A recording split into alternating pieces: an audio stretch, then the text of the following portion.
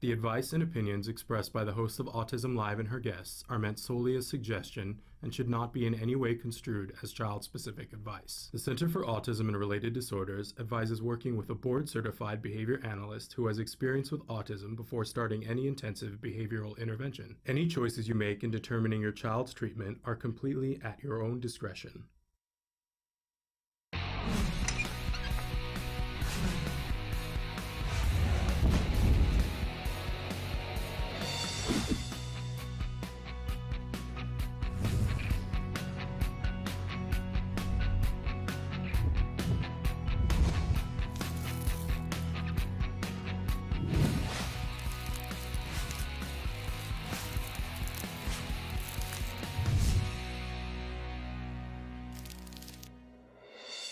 Good morning and welcome to Autism Live. It's our first live show back in 2018. Thrilled to be here, especially because we had a longer break than we had anticipated.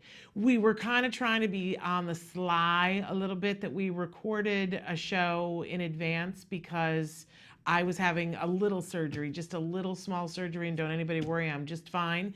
I had never had surgery before of any kind.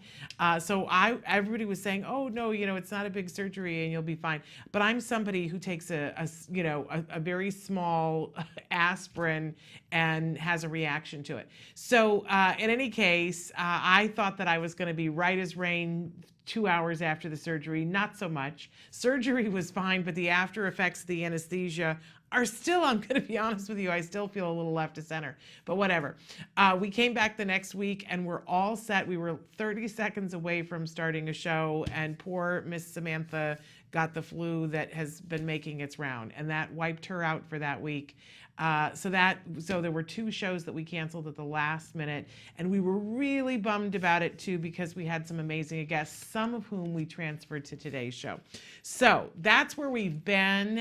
And then we took off for the holidays, and I hope that you guys all had wonderful holidays. We were just all sick, but it was still a break. So we'll take what we can get, right? But we're back and we're thrilled to be here. It's 2018, who would have thought? And thrilled to be here with all of you. You know what I say, we hold hands, right? Si se puede, we can do this together. So today is Wednesday, and we have a lot of stuff that's planned for you here on Wednesday. On Wednesday, we do Ask Dr. Doreen. Unfortunately, we don't have Dr. Doreen Grampiche for you this morning, but we have the person who is fabulous, who has been filling in for her here on the show, Evelyn Kung, who is the clinical director for the Center for Autism and Related Disorders, is going to be joining us in just a few minutes, and she's going to be answering your questions live on the show, and I know you guys love that too. So that's going to be happening in just a few minutes, and then we are having Let's Talk Autism with Shannon and Nancy live with you today, and we've got a couple of really special guests for you. Something that we were doing here during the months of November, end of November, and most of December. We have a new tradition here at the Center for Autism and Related Disorders headquarters, and actually at all the offices too, where we all kind of buckle down end of the year and try to raise as much money as we can to make sure that some holiday wishes are made possible at Autism Care and Treatment Today. So we talk to you guys about what an amazing thing that is, and we don't often get a chance to talk to you about when one of those grants comes to fruition. So, and we try to maximize the dollars that we raise.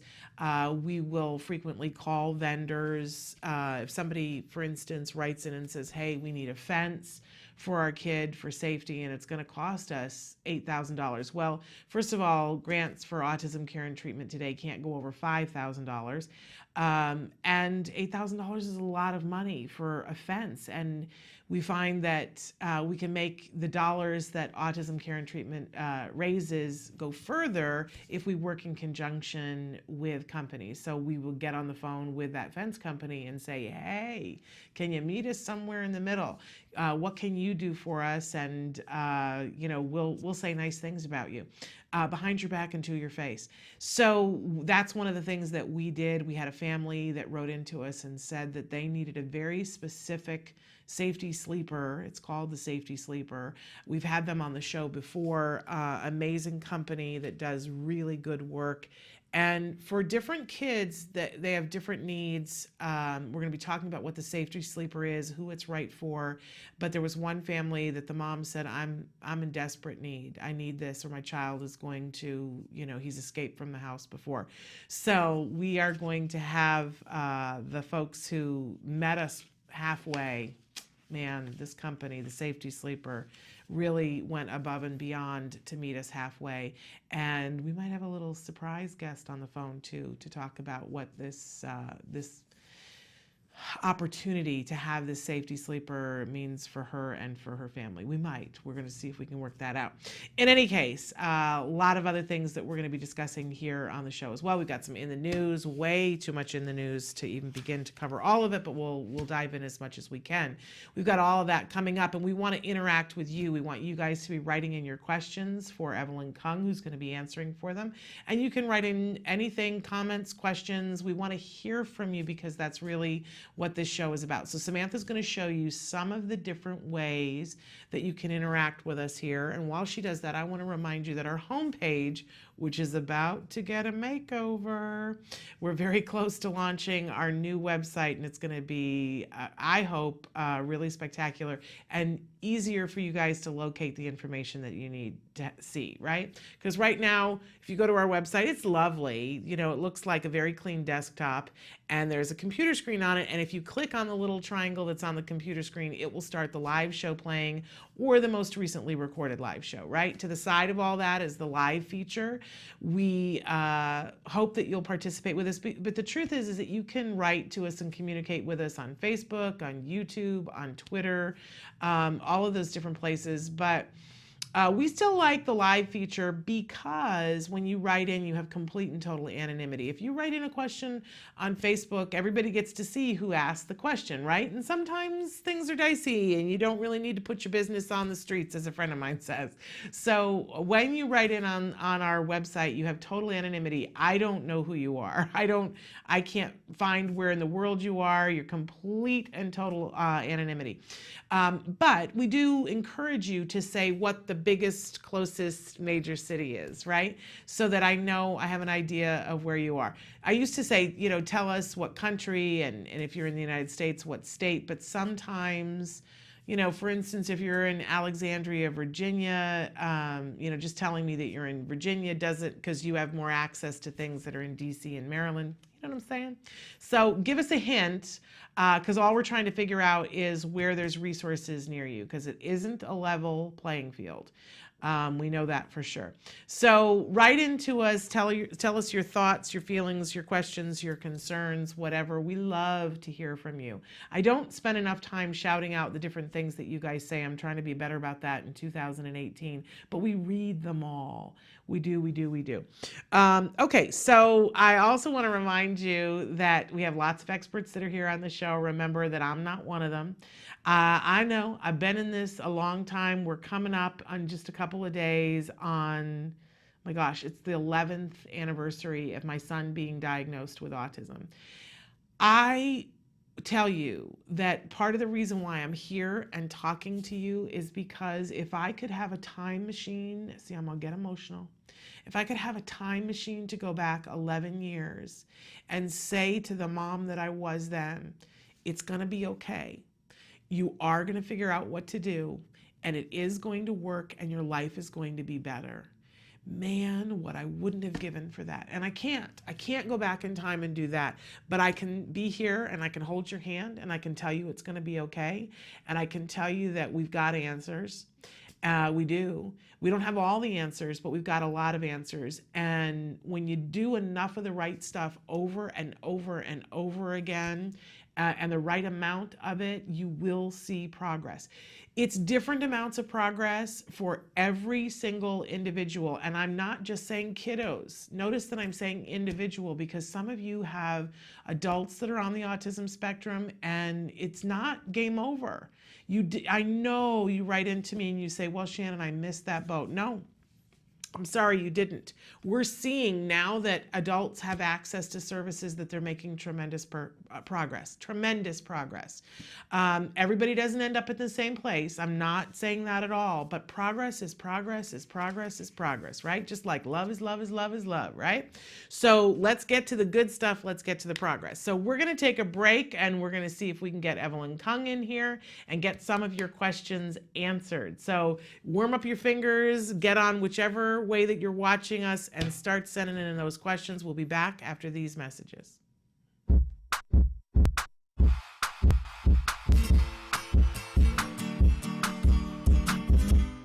Welcome back, everyone.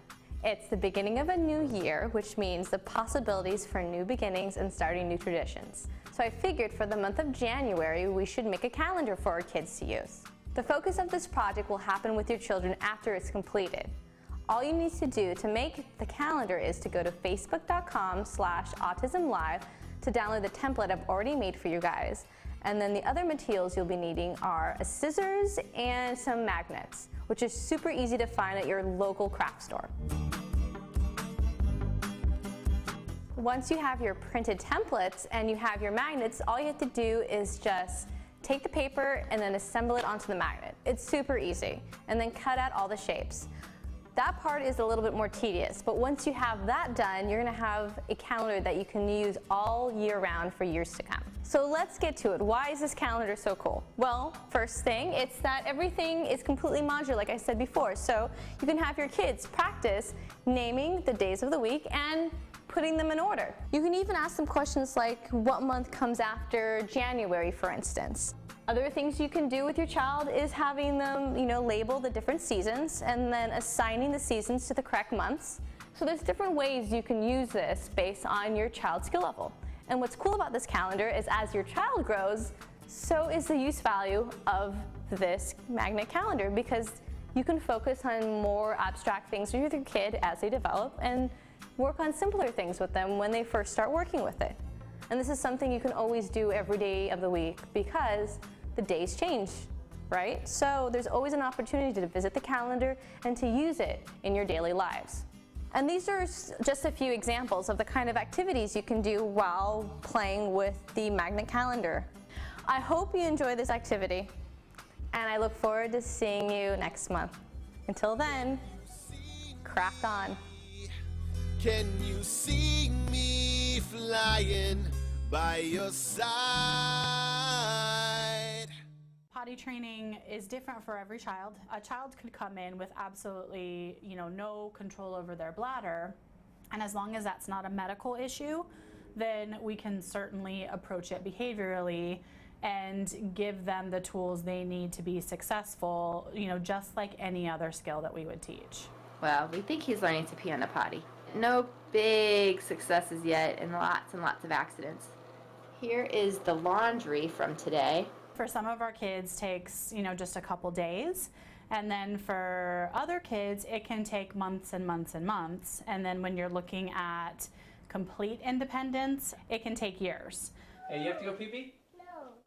There's a lot of different ways to tell if a child is ready. We look for a couple different things.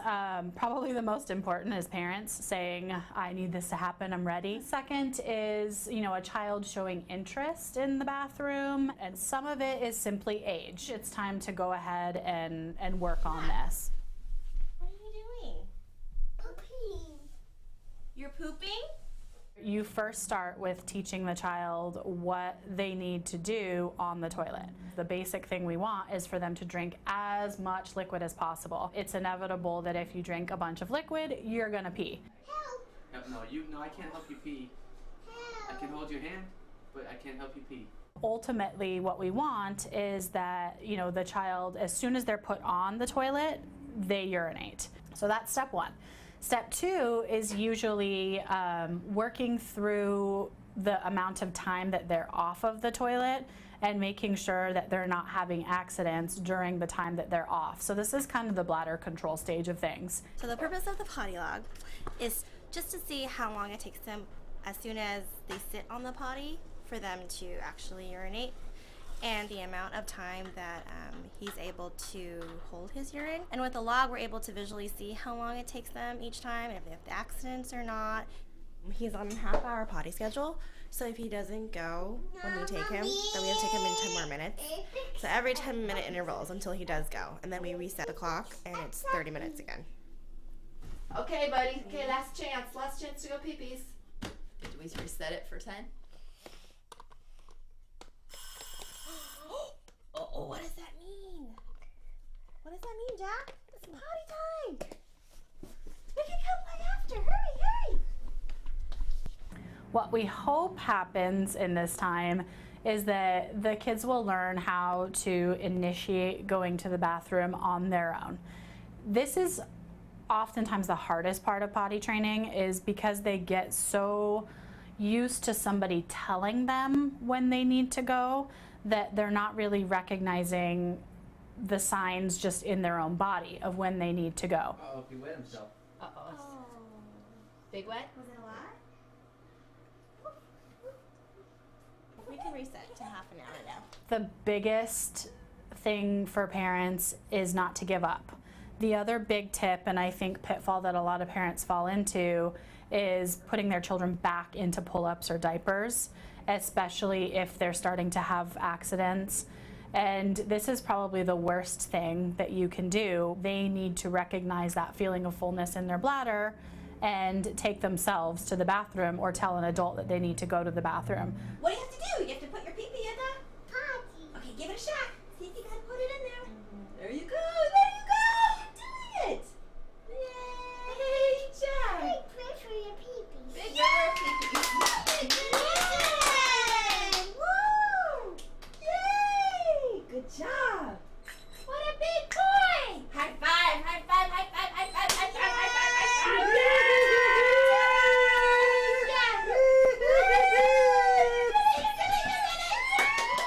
I love that moment. We're going to be joined by Evelyn Kung in just a few minutes. She got held up at a meeting, but she will be with us in a minute. But I want to point out, and you just saw in that video, the moment, because it's pivotal.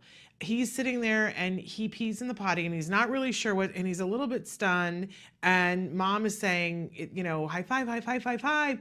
And in that moment, when she's praising, in the very beginning, he's not reacting to the praise. But the longer it continues, and mom's like, great, and dad's like, great, and they're yay, yay, yay, yay, yay, yay, and they're clapping, and it gets to a crescendo, and all of a sudden you see on his face, he's done something that's wonderful. And then he gives them the high fives. And that's that thing. That's why praise is so important. Even, I know sometimes you'll say to me, oh, but my kid doesn't respond to praise. But they will. Keep on with the praise, and they absolutely will. Really quickly, I just want to say, and then we're going to take a break because Evelyn Kung has just joined us. Want to say thank you to Jason, who's giving us greetings on Facebook. He says, I've been talking about autism on Twitter, and I've been asking myself, why are people being insecure to see who we really are? That's a great question. Courtney has written and said, for you, Shannon, what do you want to see happen in 2018 in the autism community? You know what I want, Courtney? It's what I always want. I want us all to come together. We are a big, beautiful spectrum of community, and if we can all come together on we don't agree on everything, right? And we're never going to. But if we can come together on a couple of things, we are a huge voting power, and we have the ability to get the world's attention and see progress on all levels. That's what I want for 2018. Rachel says, I love you, Shannon. We're all in this boat together. I wish I could go back in time and do the same thing. Oh, sister, I love you too. Christina Adams says, glad you're back, Shannon. David Merrill Gill says, greetings, Shannon. Too bad my ASD self is not noteworthy to be a guest on your show. I'm a fledgling musician. Ultimately, my ASD self grasped commode usage. I don't know what that means, but okay, that's about the potty training. Samantha just explained it to me. Fabulous, good for you. In any case, David, you can be on this show. You know what we ask for people if you want to be on the show is send me at s.penrod@autism-live.com. Send me a request to be on the show and give us an outline of what you want to talk about with talking points. we book guests all the time that way, but you have to be, succinct about what it is that you want to talk about, but we'll be happy to have you on the show. Absolutely. All right. Thank you guys, and more people who have been writing in. We're going to take a quick break because Evelyn Kung is here. Don't go away, and she'll be answering your questions. Stick with us. You say howdy, we say hi. Let's get rowdy, let's get wild. Let's get wild. Let's get wild. Let's get wild. Let's get wild. Let's get wild. Hi, welcome back to Autism Live. I'm Lisa Ackerman, Executive Director of TACA. We're gonna bake again. All right. It's my lovely assistant. Hi, I'm Jennifer Lucero. We heard so many people go, I want a decent chocolate chip cookie for my kid to eat. We've got all our dry ingredients. So I've got the flour, I've got the flaxseed meal, baking soda, baking powder, our gum, or xanthan gum. Great. So we're gonna get started in the mixer here. So those are dry ingredients. I do have brown sugar. We did cut this down. And the one way to do that is my favorite, and that's maple syrup. I'm using egg for this recipe, but we could use more arrowroot and also the flaxseed meal. So I'll go ahead and throw my eggs in here, which I love doing. So, and then the last thing is a shortening and gluten-free casein-free butter replacement. So I'm gonna go ahead and throw this in. I've let it sit out for a while so it's nice and soft. So let's go ahead and mix this thing well. These are dairy-free, soy-free, and I really like them. Again, Enjoy Life is a great product. It's also net-free. And chocolate chips are a personal thing. I won't judge you if you use the whole bag. I would. I know, right? So here we go. Great recipe. It's the nice consistency. Everything's ready to go, so we can enjoy our cookies here in just about 10 minutes. We want to give it a kind of like a couple inches between each cookie. You know, a lot of people are really concerned about aluminum, so what I've done is I laid down my natural brown parchment paper, and Jen's helping out putting the cookies down. So we're separating the nice baked good that's all organic from the aluminum cookie sheets. So let's go put these in. So magic oven allows me to pull the last ones out. And voila. Yum, that's good. Really great cookies. I'll let you have a bite so you can do my Vanna White there too. Yeah, these taste pretty good. Really good. We're going to come back later after I gain 5 pounds and eat this entire tray. For sure. You know, more feedback is good. So if there's something you want us to convert, like another recipe or maybe a relative made, just let us know. autismlive@gmail.com. You can go to Facebook, or there's thousands of recipes on the TACA website just waiting for you to explore. You can go to TACANOW, TACANOW.org, and we'll see you next time at Autism Live. Bye. You say howdy, we say hi. Let's get rowdy, let's get wild. Let's get wild. What is autism? What is autism? What is autism? What is autism? What is autism? What is autism? I've been asking myself that for a very, very long time. Let me think about that one. Trying to, Jeez. Let me think. Oh man, that's a big one. Yes. Autism. autism is a neurological disorder that affects many of our kids in different ways. It's a learning disability that affects the cognitive functions of the brain. A lot of people have the misconception that it's a disability, and it's really not. I look at it as like a special gift. When one person thinks differently from another. It's an opportunity for everyone to learn to understand someone that's a little different than them. Autism is the ability to educate. They're given so much talent in different areas. To me, autism means a chance to be with and be around people you really care about. Autism is beautiful. It's a way of seeing the world differently.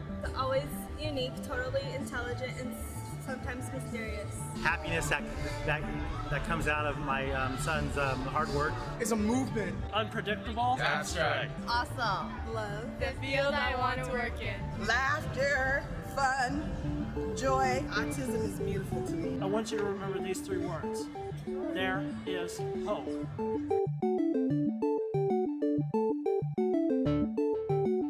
Welcome back to Autism Live on a Wednesday, and we have with us Evelyn Kung. She's the clinical director of the Center for Autism and Related Disorders, been working in the field of autism for how many decades? 2.5. 2.5 decades, so 25 years. I mean, a wealth of experience here, and you guys have been writing in questions faster than I can keep up with them, and that's a really good thing.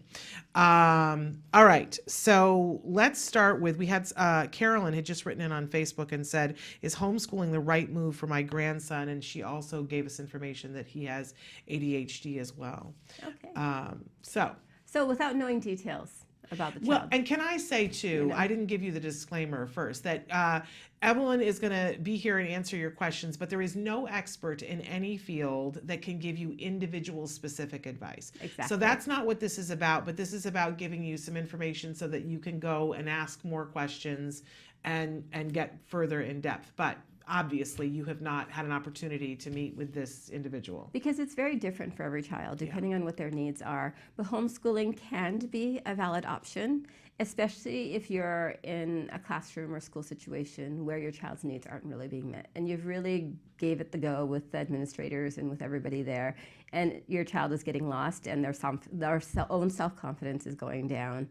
And it's, so it can be a valid option. We actually have quite a few kids that are being homeschooled at CARD right now. Yes. And we actually work with them to figure out what is academic and what is aligned with CARD curriculum, so that when it is aligned with CARD curriculum, like a lot of the executive functioning skills, especially if they have ADHD, they have a lot of EF skill deficits.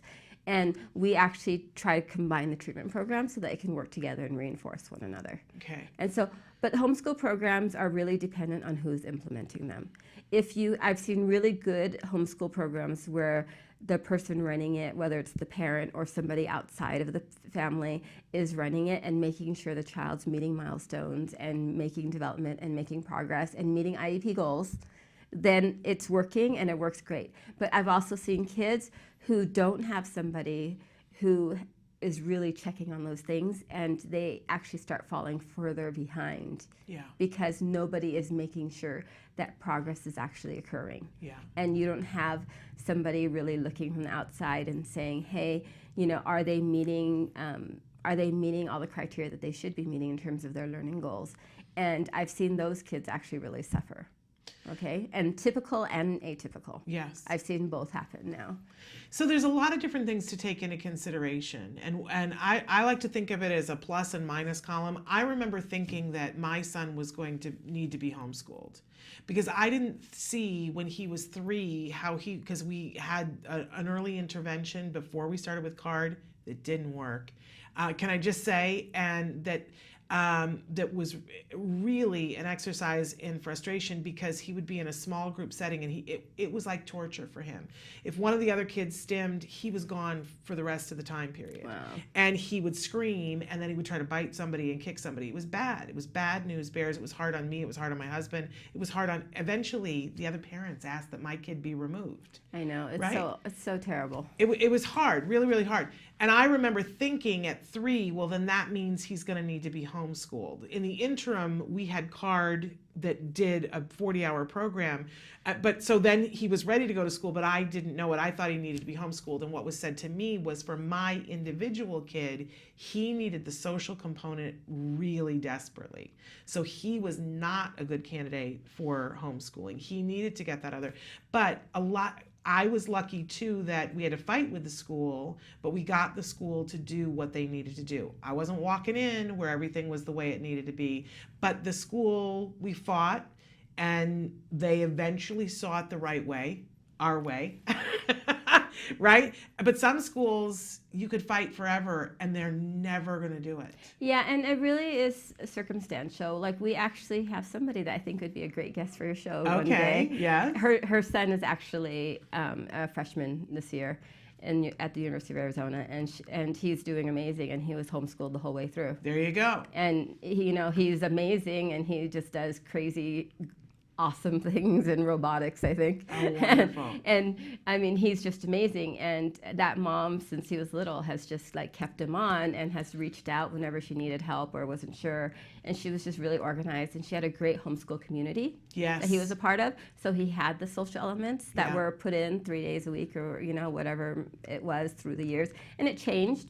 For some people, homeschooling might be good for a year or two just to catch them up. We have one of our kids in Boston right now. The school just was not listening, and he was falling farther and farther behind, and he had so much potential. So we actually have started homeschooling this year, and I saw him after a year of homeschooling, and it was amazing how much progress he had made in a year. And then there's other kids where we've homeschooled and it's worked, and at a certain point we're like, you know what, he needs to be back in the classroom again. And you go back and you re-engage with the school and say, we've done 2 or 3 years homeschool, we've gotten him to this place academically and socially, so now it's time to start adding those social goals back in, which is really what a part of school is. So, a lot of different circumstances, a lot of different boxes to check, making sure that you have a good homeschool program, making sure that it's connected to some sort of a community group. I know that there are even now homeschooling has changed so much that your child can even do plays. I know a friend who has their child in a homeschool program that has a theater program where the kids all meet once a week, and that at one point they got together more often and they rehearsed and did plays that our public school went to and attended. So, it's amazing what you can do now in homeschool. And not every state has the free homeschooling program, but the states that have the free homeschooling program where it's public schools, you'd still do an IEP, and you can still have the goals, and you'll set them up, and they'll help you and form all these things. And if you're in a bigger city, in a bigger community, like I know here in LA, when my kids used to go to gymnastics, the morning at the gym 2 days a week was just for all the homeschooling families. Wow. And so they would come in, and they had a subscription, and they came into the gym, and it was a full-fledged Olympic gymnastics gym, and it was all the homeschooling families, and that was a big social thing, 3 hours twice a week. Right. And it was open to anybody that was homeschooled. But take a look at what's available to you. Take a look at the individual child to see, what's happening with them. Because if they're frustrated at school, or I know people that have pulled their kids out of school because they were being bullied and the school was not taking care of it. And schools, you can get a lawyer and start fighting it. But if your child's self-esteem, as you were saying, is being decimated, sometimes you got to do something really quick, because our kids are the most important thing. And it's just whatever the concern is at the moment. We've had kids, like the kid I was talking about in our Boston office, academically was the thing, and we've chosen homeschooling not because it's going to be the purpose for his end all, his school career. But at the point is, we thought, well, if we can teach him enough academics, he could go back into school again. There you go. And if that's what was needed, and we thought that's what was good for him, and everybody as a team thought that was what was important, then homeschooling for a few years to get him caught up academically isn't a bad idea. Absolutely. I'm just thinking too that sometimes sensory, it's better for kids to be homeschooled if there's a lot of sensory things. Like I was saying about Jem, if somebody else was stimming, he was gone for the rest of the day. That was it for him. Now, him doing an intensive program with CARD over 1 year fixed that so that he could be around that. But at the time, there was no way that he could have done that.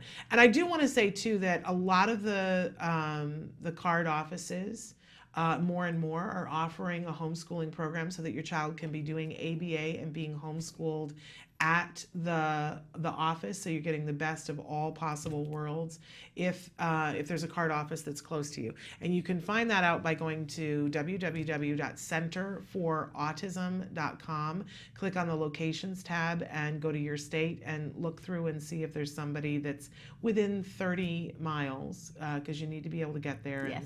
And be there. So pretty fabulous. I want to move on to the next question here, and then we're going to take a short break as we look at some of the things that you guys are writing in on. So somebody wants to know, is there an easy way to potty train for a child that's on the autism spectrum? We just had played a video with Sienna Greener-Wooten talking a little bit about potty training, breaking it down a little bit. I find that this is one of the most fascinating things, that this is the difference between parents and people who work in the field of behavior with autism. Because as parents, we all, until our child is potty trained, it's this big fearful, oh no, is my child going to be potty trained? As if there's a great, at least a 50-50 possibility that our kid will never be potty trained. And there's fear, real bone-crushing fear that it won't happen. And then when you talk to behaviorists, ABA people especially, they're like, oh, yeah, you missed it. Evelyn just went, oh, yeah. And it's a big fat nothing to you guys that you're like, oh, no, we've cracked the code on this. We know exactly what to do. We can potty train anybody. It's not even, there's no anxiety. You guys are 100% sure. Why are you so sure? Well, I think just because we've done it so many times, with so many kids in so many circumstances and so many families, right. so many places, that it does happen. Yeah. You know, there are so many kids that we toilet train, but the one thing that's connected to potty training that people don't think about outside of being a behavior analyst is what you really need from the kid first is compliance, general compliance, meaning the kid 90% of the time will do pretty much anything that you ask them to do for things that they don't really want to be doing. Right. And we always say that when we're training supervisors, on this, we say, compliance has to be really set because the kids have to understand the whole system of rewards. They have to understand that if I listen to you and I follow through on your instruction, that I'm going to get something good for it, but also, good things happen. Yes. And so compliance is the key first, outside of potty training. Because if you have a kid who's consistently more non-compliant than compliant, and you try to do potty training, that's usually when things go wrong. Yeah. Because they're refusing just for the simple, get me a cup of water. So now I want to back up for just a second and talk about compliance then, because I know we're going to have people write in because parents are afraid of their child being completely compliant, because if your child doesn't have a whole lot of language, isn't able to tell you what's like, that they have a pain in their ear, we are generally afraid of our child being compliant and somebody's going to write in and say, but doesn't that make them more likely to be victims of abuse or, be abducted, in all the places that our heads are all going to right now? One of what people don't think about is in autism, generalization is actually a difficulty. Yeah. And so initially, compliance to the parents and to the people that you trust is really what I'm talking about. Yeah. It's not, we don't want to teach someone to just blindly be compliant to everybody in the world, but also because of the generalization factor that people with autism have, it's actually not a worry. Yeah. Because they're not going to listen to that stranger if they've never heard them, if they haven't generalized, right. those skills. So initially what I'm talking about is they have to be compliant to parents, to people in the household, caregivers, grandparents, just the people in their world. Because you're not going to put your child out in the middle of nowhere with nobody anyway if right. if they can't speak and they can't fend for themselves. You're not going to do that. Someone will always be with them. Right. And I think in actuality, having watched my child and other children go through this, I think it actually, because we set up a circumstance where I ask you to do something, you do it, and you get a significant reward to you. And we start out with very specific things like come here and sit down. Things that are not hard, but they're just not things that the kid wants to do. Yeah. There's nothing nefarious at all. Just come here and sit down. That's really what it starts with. Yeah. And so, but the kids learn that if I do that, something good happens. They're not just going to listen to a stranger because there's no guarantee of a reinforcer. And people say, well, if they offer them candy, it just doesn't work that way with our kids. Our kids are very specific. They learn rules. And they, for my kid, he is so quick to say to people, what are you doing? Why are you doing that?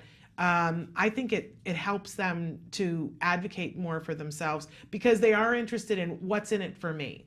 And I'm not going to just do something because you said so. Yeah, and there's a whole group of parents that would say, like, can you please teach my child to be more compliant? Right. But, yeah, so what I'm talking about is this child has to be compliant with those caregivers. Yeah. That, they learn that if I say come here, I don't have to ask why and how and when and everything else, but they're going to come because you have something to offer them. And they know that from repeated times over and over and over. You've set that example. And so once you get that really general compliance in, then you can work on potty training. You can work on toilet training. Sometimes it's with a schedule. There are other factors that do get in the way sometimes, like the kids that have a lot of gut gut issues and have diarrhea and there's no control, we usually work with the families first and try to get the biomedical aspect taken care of first, because that is something that their bodies are just doing. And if there's a food that they're eating and they're reacting to it, it's going to be very difficult to potty train. But we'll work with parents on the biomedical aspect. But once we get all of that, and then I do ask the normal, typical questions, like, is he dry through the night? When the kids are dry through the night, it is a sign that they are potty training, that it is an option, that it's coming. If they're having 10 accidents through the night still, then okay, we have to talk about if we modify their intake of liquids. What time do we stop giving? How much can they have? And, we do look at all of these outside factors too. But for the most part, toilet training, if you get all those other factors that are more uncontrolled, the compliance, the biomedical issues, some of the liquid intake, you can do potty training. Sometimes it's through schedule, sometimes it's through a potty party where they just need a weekend of repetition to learn, just like the other skills that we do through repetition. Sometimes 2 days it's done and they're on a schedule, and sometimes it's a week or 2 weeks or 3 weeks, but it's not a big deal. It's consistent because we're putting the same requirements in, showing them this is what the expectation is, this is what the repetition is. This is what's waiting for you in terms of consequences. You get this huge reinforcer if you actually do go pee in the potty. This is a new rule we're establishing. For the kids that are really rule bound, they think the rule is they're supposed to go in their diaper. They don't know that the real rule is supposed to be in the toilet. Right. So because it used to be that it was in the diaper. Yeah, and for 2 or 3 or 5 years, it was that rule. So you're not going to break that rule. Right. Very quickly sometimes, because they've made this rule and this is what they think is supposed to happen. It might not happen in 2 days or 2 weeks, but in a year it probably can happen, you know? And it's, working with your behavior analyst, your BCBA, to really consistently not expect huge changes, but, small changes at a time. Whatever increment is appropriate for your kid, every kid is different. Wonderful. And we want to say too that when I mentioned that, the code has been cracked, there is a system for potty training that, people change some of the elements of it, but the Fox and Azrin is the method that pretty much everybody does. Yes. You can look that up online to go specifically. We've done some videos on it. Skills, you can follow the skills lessons on potty training, and want to tell you that that's skillsforautism.com, and it has tons of lessons on a million other things as well, but all in there. But I love, if you're already working with an ABA team, I would educate yourself and get yourself up on Fox and Azrin and watch the videos so that you know and can expect what's happening. But get your ABA team involved and watch some of the videos. It's all good.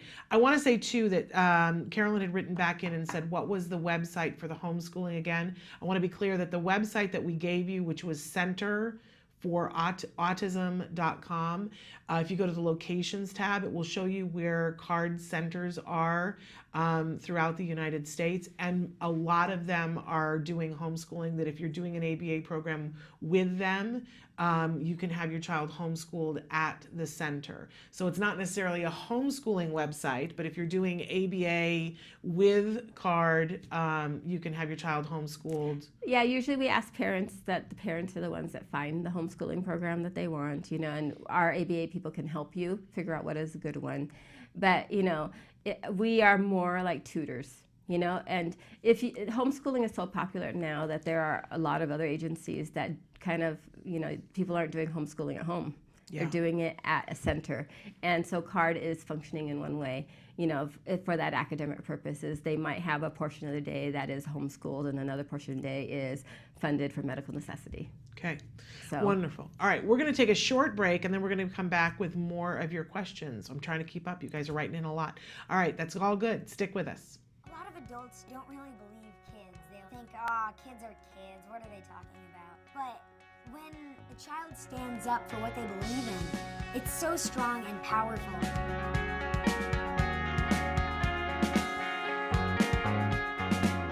I first got involved with autism advocacy 4 years ago when my friend was diagnosed.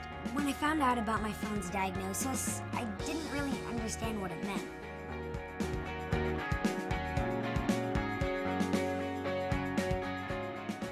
But it didn't matter to me or change our friendship. I didn't look at her any differently. We still had so much fun together. Now I know that she experiences life a little differently than me, and that's okay. Knowing what she goes through has helped me to understand and be more caring towards other people in similar situations. I got involved with ACT Today because I wanted to do whatever I could to help. They provide options like behavioral therapy, medical care, social skills programs, assistance to military families, and much more. Being there for my friend was my #1 priority. I've been volunteering and spreading the word about the cause via my social media platform because raising awareness is a crucial first step. There needs to be more kids and teens involved to make sure that our voices are heard just as loudly as the adults. You may be small like me, but your acts of kindness are not. We're just saying how cute she is. What a fabulous and what a wonderful advocate I know. she has She's been wonderful. For autism. Okay, I want to go to a couple of questions that were here. GJ has written in and said, what would be the best way to get a child to be compliant without reward system, and how to generalize the compliance from the therapist to the parents to the teachers at school. And I was just saying to Evelyn that, I think a lot of times as parents, what we see as the reinforcers, which is the primary reinforcer, is food. And we get all like, about that. It wasn't my favorite thing. And I would say that we did do a little bit of food reinforcer with Jem, but I was really adamant because obviously I have food issues. I mean, you look at me and you can tell I have food issues, right? And so I did not want to build that in. Plus, which I think we all have a reaction because it looks like dog treats, like when they're training a dog. So we have an emotional reaction to it. So first, maybe let's talk about why food, because it's a primary reinforcer, but you pretty much have to have a reinforcer to really get to good compliance, right? So one of the factors is people don't like that association, definitely. Yeah. Like it feels like a dog treat for doing something. But if your child's diagnosis basically means they're not understanding social interaction. And we would love for our children to only work for our love, our concern, but all of that is so vague. And one thing we call it a primary reinforcer. A primary reinforcer by definition is that you don't have to learn to like it. And food is one of those things. And for Jem, he had other things that he liked. And as long as he had other things to like, you can teach them how to use that. But there are some kids that come in who don't like anything. To start with. They will eventually. Yeah, eventually we can teach them how to like things when they're, when we teach them how to like secondary reinforcers. So we start pairing tickling with the food. If food is the only thing they like, we do pair other types of more social reinforcement so that they learn to like those other reinforcers, and then we fade the food away so that it becomes more natural and more social. But for some kids, we do have to teach them to like laughing and like tickling and like hugs and like kisses and things like that. And if those kids don't have it initially when we get there and all we are left with food, we just, we work with what you have. Yeah. Every kid that comes in is very, very different. Some kids don't need any food reinforcers. Some people find food aversive. I've had kids who look at a plate and throw up. Yeah. Because food is just such a bad feeding, history. And so, you have to take with what you have. At the beginning, when you start an ABA program, your BCBA or your behavior analyst should be asking you to do a reinforcement inventory. What does this child really value? Because if you take their strongest things that they love the most and you start with those, they're going to learn more quickly. Yeah. Because they realize this is a good connection. When I do this, I get an M&M or half a Cheerio or whatever it may be. And, but we'll work with the families usually and just say, we have to start with what they already love. Yeah. There's no way we're going to tell a child, no, you can't love this, you have to love this other thing. They don't even understand, sometimes what a hug is, Yeah. And it might be a sensory issue where they're finding it aversive. But, those are all other factors that really crowd, I think, the whole beginning. If you can see that, you're using primary reinforcement and you're using food at the beginning because this is the only thing your child really loves that we can deliver in small, amounts, then that's where we're going to start with. But your BCBA should also be listening to you and saying, okay, we're going to try to move away from this as quickly as possible too. But if that's the only thing your child loves, we're going to start with that right now. And then this idea of being able to teach compliance without reinforcers. I got to be honest, as a parent, a couple of years ago, there was that big thing about the tiger mom, and there was also the dad who was just, you will make your bed and you will do this and you will do it because I asked you to do it, right? And there was a big trend among parents, who's going to be a tiger mom, and you make your kid play the piano, and you don't get a blanket if you haven't practiced the piano. But they talked to the adult children of the dad who and he turned 18 and he moved out of the house and wanted nothing to do with his parents ever again. And I would say also that what I see as a former teacher is when you try to teach compliance without a reward, they will be compliant as long as they have to be because you're standing there. But the minute you leave, the compliance is out the window.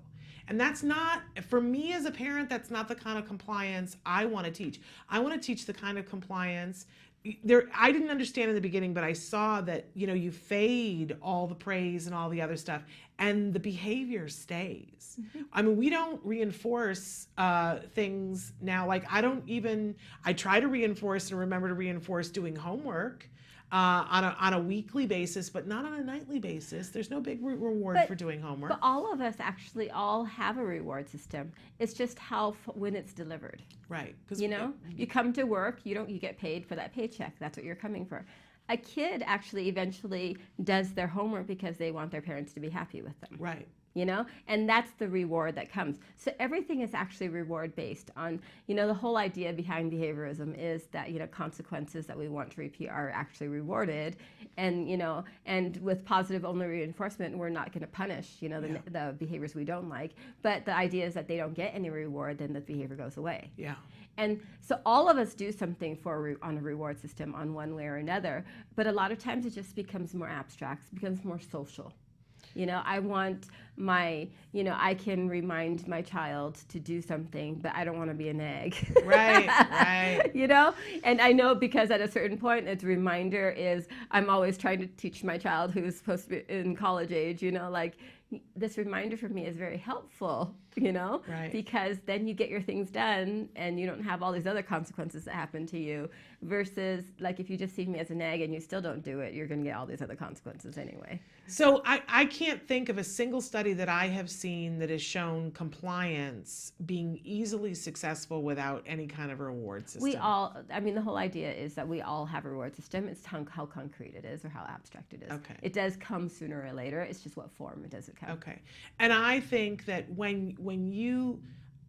I think that when parents are like, I don't want to do the reward system, it's because they're not clear on how you fade that out over time. Yeah, but it does get and the faded. pairing system too. Yes. It's like showing them that it's not always going to be food, but the food is paired now with tickles and laughters and hugs and all these other things.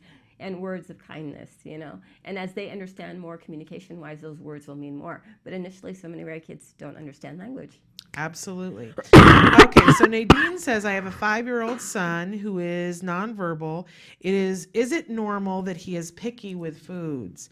Is it normal that he has a lot of sensory issues around food? Well, that's the change between the diagnostic manual between autistic disorder and autism spectrum disorder. The one big change was they added the whole sensory component into the ASD. So it's not uncommon then, No. and not uncommon for it to center around food. No. But, having said that, do we just go, oh, well, it is what it is? No, because there are effective ways to teach the kids how to cope with the sensory issues that they're going to be encountering in their daily environment. We only have 5 senses, and taste is one of them, and that's in our mouth. Right. And touch is our other one, and that happens in our mouth too. Texture, yeah. So 2 out of the 5, so that would make food a big, well, and thing. then smell. Oh, and smell. Right? Yeah, it goes so now, 3 out of 5 now. Yeah. So it's common that a lot of our kids that come in have these sensory issues. And this is where, we'll talk to a lot of families and, get your occupational therapist involved. But a lot of times, occupation, it's such a new field too. ABA is new, but even the whole sensory integration field is very new. And the whole sensory integration field has needed more research. We've seen in our kids there are sensory issues, and we've been able to help our kids desensitize. Yes. When our kids are either hyposensitive or hyper. So either they're too affected by a sense or they don't feel something at all. Yeah. So many of our kids, families will come in and say, oh no, he has, high pain tolerance. I don't know if it's high pain tolerance or maybe they're just hyposensitive, like they just haven't realized what that means or hasn't processed in their brain what pain means. And they do need a level because that's what will keep them safe. Yeah.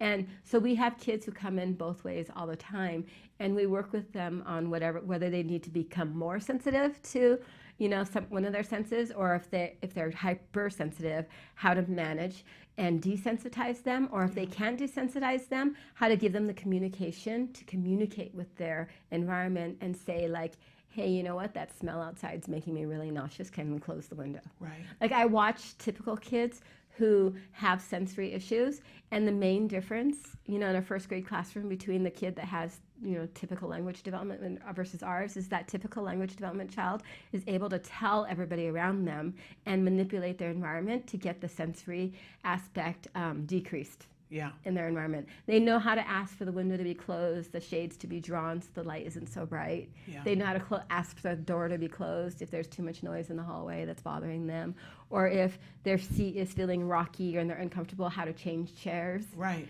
So the kid that has all that language development can actually manage all the sensory information in their environment.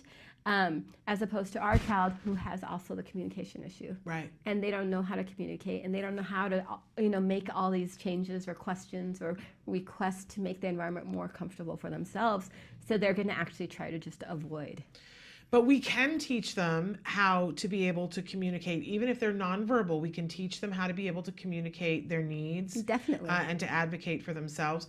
And we can and use desensitization a lot with food to be able to, there's a wonderful, in the A word that we show here on the show, and we're about to show a clip from the A word, they desensitize over a period of time Jack Riley to a series of different foods. I mean, there's a point when they show him a banana in the beginning and he bursts into tears because he doesn't want to be anywhere near it. And then by the end, he's able to eat a banana all by himself. So, No, we have a kid who when he came in at 4, we'd show him a plate and he would vomit. Yeah. Because it was so aversive food. But by the time he was 9, and we did intensive feeding, and Dad was actually a chef. Yeah. And by 9 was the first time he actually asked for food. The parents were ready to cry. Of course. Because they had never thought their child would ever like food. You can get there. You absolutely can get there. And there are lots of different things. It really is a wonderful thing if you're working with an ABA provider who has a food and eating specialist, because there are lots of different techniques that we have now. But it really, it's fascinating to me because they segment it into, okay, is it that the child is picky about certain colors of foods or certain textures or temperatures? They segment it, and then there's different interventions that they can do for each one of those things. And I actually ask the parents right away. I just say I'll just say, when your child eats, does he actually chew? And so many of the kids that come in that have feeding issues don't chew. Yeah. So how do you actually eat if you don't chew? Right. You become really selective. Well, and so or you choke, and that gets scary. Yeah, and the thing is, a lot of times kids will also come in and only eat with one side of their mouth and not the other. And I'm always telling families, no, they need to chew, exercise those muscles so that they can learn to talk with them. Exactly, it's the same set of muscles. Yeah, and so that sensory aspect is we want to go through and see, like, what is it a sensory issue that's preventing the feeding issue? Because if it's sensory, it actually is very easy, it's much easier to manage when it's a sensory issue. Sometimes it's motor, and that's a lot more difficulty. Like, how do you teach somebody actually how to chew? And you're working, with a lot of, speech therapists and motor people, because a lot of other times they have other motor issues if they can't chew either. Yeah. And so it all goes together, and you want our kids to be desensitized food so that they can eat and grow and be healthy. But also to get that, they need to use those muscles so that they can talk. Absolutely, those are those oral motor muscles. We need them. We're out of time. I hate it, but we're out of time. And we don't have time to get to more of the questions. Although if we have time in the next, I'll address just a couple of things that people have written in. But I do want to say to you, check out the breadth of videos that we have on some of these subjects. One of the things that we haven't been talking to you guys too much about is that there is a catalog of the answers that Dr. Granpeesheh has given through Ask Dr. Doreen. If you just Google Ask Dr. Doreen, you'll come to a website that has every single question over the last 6 years cataloged by topic. So you can look up feeding, and then under feeding, it will show you all of the questions. And if you click on the question, it takes you directly. You don't have to slog through hours of things anymore. It'll take you, so you can look up food selectivity, a question like that, and click on it, and you can hear Dr. Granpeesheh's answer on that. We're trying to bring much more of that to you on our new website that's coming. But we're out of time now, so we want to thank you so much for joining us and being with us. We're going to take a break and go to the A word, and when we come back, it's time for Let's Talk Autism with Shannon and Nancy. But first, check out the A word. I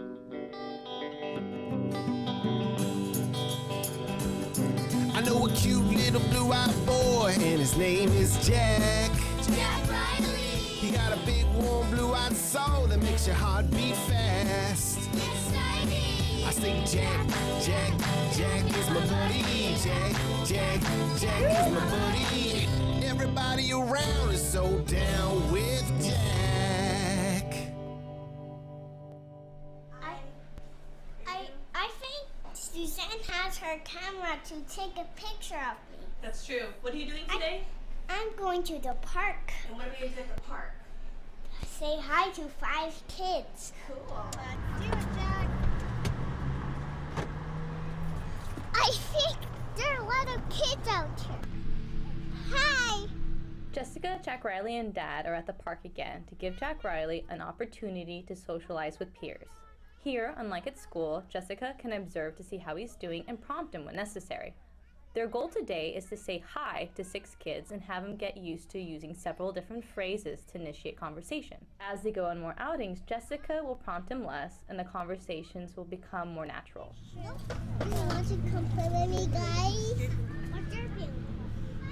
I'm building a tower.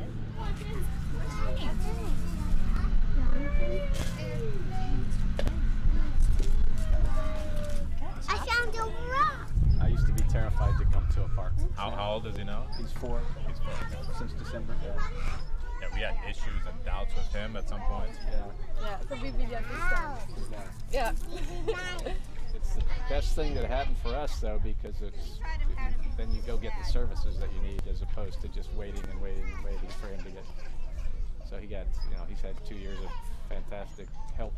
And now he's talking and talking and conversations. Now he won't shut up. Okay, go to sleep. Daddy, but wait. Right, thanks very much. My name's Mike. My name's Ronnie. Ronnie, nice to meet you.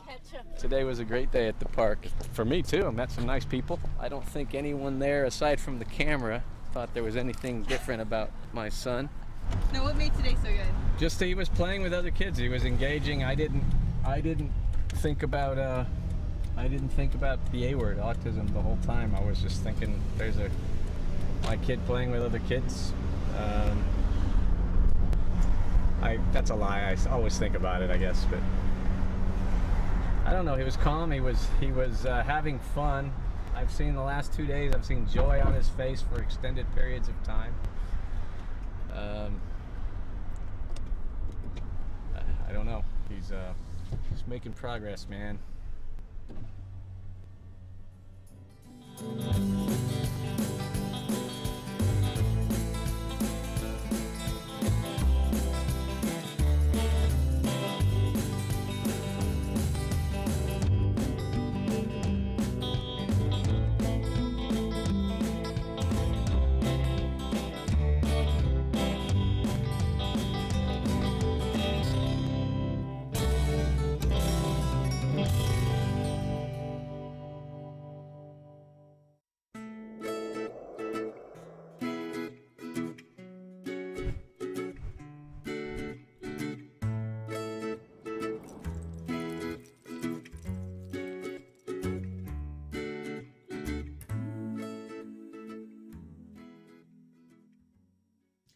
Hello and welcome to Let's Talk Autism with Shannon and Nancy. I'm Nancy Osbach Jackson. I'm Shannon Penrod. Hi. Happy New Year. Happy New Year. It's so good to be back and so good to be here with you. Yeah, good to be here with you. It's I don't know, it feels a little overwhelming starting a new year, new things. Yes. And since everybody has been so sick, we were all sick during the whole break. It feels a little like, oh man, like let's get the wheels on this car, but they're not on yet. Right, exactly. Right? But glad to be back. I miss it when we don't do the show. I do too.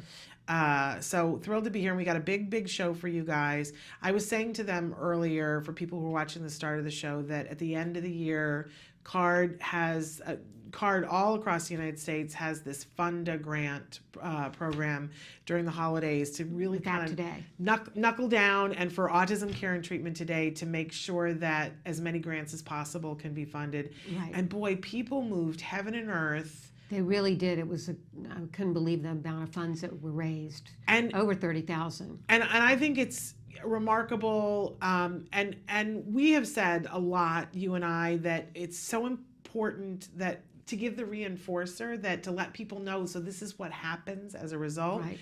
And the grant that we chose here at corporate headquarters that we wanted to work on was a very specific grant from a mom who really needed some help because her kid was eloping in the middle of the night. And that's kids elope, but eloping in the middle of the night, I mean, when do you ever get a rest? You don't. You're exhausted. You're always on pins and needles expecting it to happen. And this mom's got other stuff going on, and so she had written desperate and said, please, I need this. And she asked for a very specific piece of safety equipment. It's called the Safety Sleeper. They're a remarkable company. We had them on the show before. So we're going to welcome Rose Morris back to the show in just a little while to talk about what the Safety Sleeper is. We really want to commend them also. They have a giving program at Safety Sleeper, which I had remembered from when they had been on the show before. And so I got on the horn to them, and they said that they would give a 50% discount. Which is great. 50% is a huge number. Huge, which made it so much easier for us to fundraise. They have gone above and beyond at Safety Sleeper, and it's a remarkable product for those of you who are having kids that elope in the night, man. There is nothing quite like that, because I can't imagine.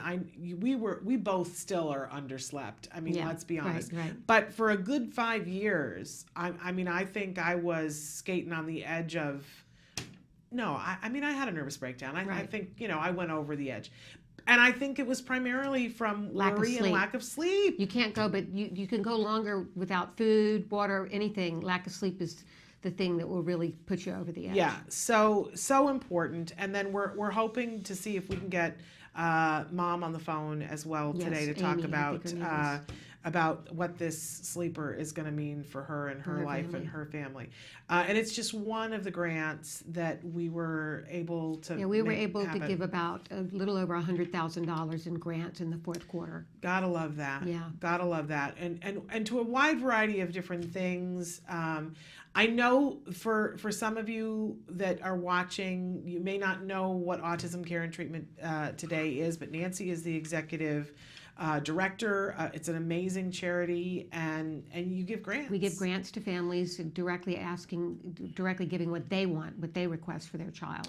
And there may be some of you who are watching who have applied for grants and have not gotten it. And I'll tell you, every grant season, and you're in a grant season right now. You can apply, and there will be many more people who will apply than people who will get. It's honestly, it's really hard to figure out who gets it, because everybody who writes in is worthy. I'm just going to say that. Everybody who writes in is worthy. Everybody's got a different circumstance. Sometimes for me, the letters that people write in are hard to walk away from. It's heart-wrenching when you see people that are in such need and you can't answer it. And the answer to all of that is that we all fundraise. So when we ask you when we're fundraising, that's why, because they go to these kinds of grants. And if there was more money, then more grants would be given. In fact, there's about 50 families awaiting grants for safety reasons that we weren't able to fund. And that's life and death stuff. That is life and death stuff. When people say autism isn't a life or death issue it is, especially in these safety cases. I once had a huge argument with my mother, may she rest in peace, but she was talking about a bunch of political things and I was saying autism and she was like, look, you just need to realize that, there's some other stuff going on in the world. And I said, I'm not cognizant of that, and she was saying, there are people who are dying. And I said, people are dying from autism. Right. And she was not able to see that. And I kind of raised my voice a little bit and said, really, open your eyes, because Number one that problem, is happening. elopement. Yeah. So we deal a lot with fencing, safety, GPS locks and devices, GPSs, and assistance dogs, assisted Yes. therapy, and therapy to teach Yes. a child not to elope. Yeah, helping with co-pays. Right. Yeah, absolutely. So anyway, we've got some news first, and We then do. we're going to be joined by Rose from... Oh, you wanted to say something about Wyatt. Oh,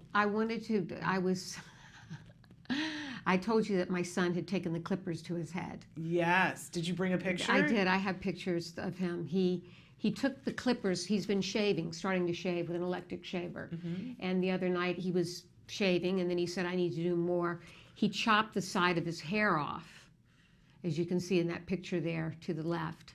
And I know So- you were really concerned about it and I worried was about it. freaked I out. think it's cute.